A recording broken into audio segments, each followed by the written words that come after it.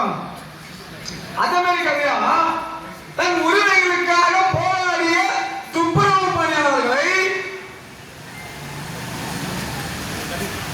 அந்த இடத்துல இருந்து அப்படியே அப்புறப்படுத்திட்டு இவர் சொல்றாரு 3 வேளை விலையில்லா உணவை வழங்க போறாராம்.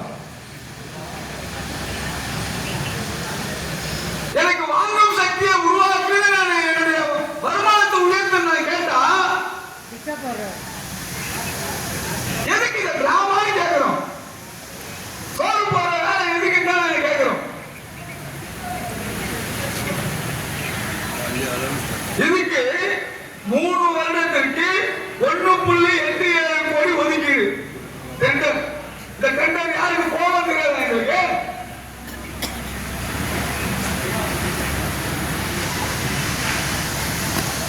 மீண்டும் மீண்டும்